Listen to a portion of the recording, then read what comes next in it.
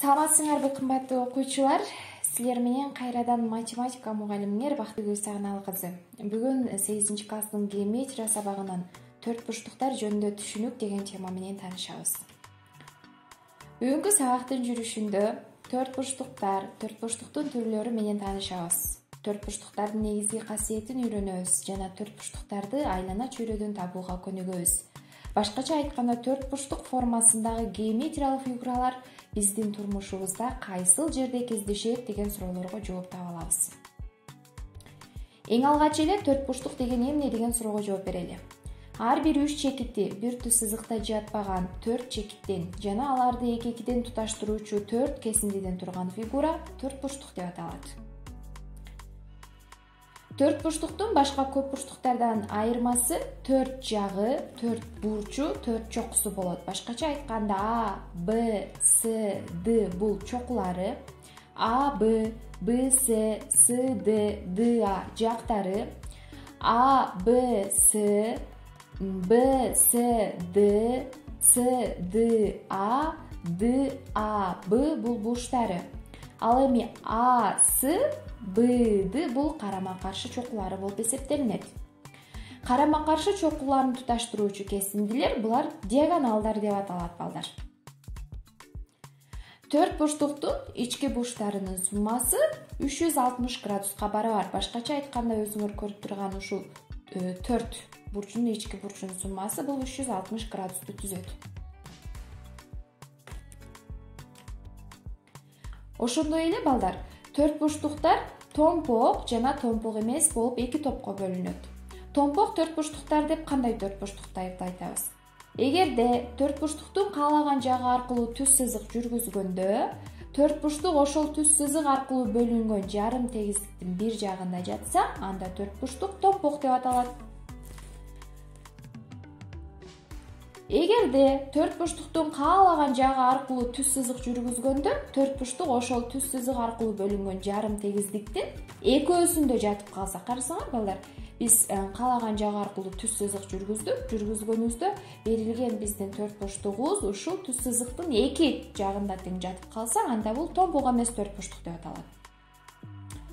Томпок төрт бурчтуктун кээ бир түрлөрүнө токтололу. Алар квадрат, тик бурчтук, параллелограмм, трапеция, ромб болуп эсептелинет.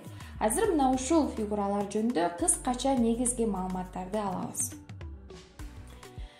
Параллелограмм деп карама-каршы жаткан жактары параллель болгон төрт бурчтукту айтабыз. Башкача айтканда, карасаңар, карама-каршы жаткан жактары параллель болгон төрт бурчтук бул параллелограмм деп аталат экен. Параллелограммдын касиеттери. Параллелограммдын карама-каршы жаткан жактары жана бурчтары барабар болот. Ошондой эле параллелограммдын диагоналдары кесилишкен чекитте тең экиге бөлүнүшөт. Тик бурчтук.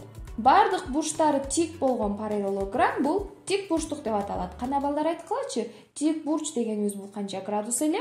Бул албетте 90 градуска барабар, Тик бурчтуктун негизги касиети болуп, тик бурчтуктун диагоналдары барабар болот. Квадрат.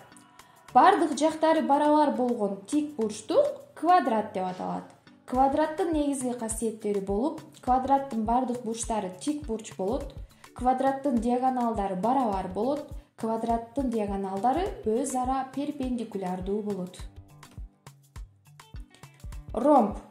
Бардык жактары барабар болгон параллелограмм бул ромб деп аталат. Негизги касиети болуп, ромбдун диагоналдары өз ара перпендикулярдуу жана алар бурчтарын тең экиге бөлүшөт.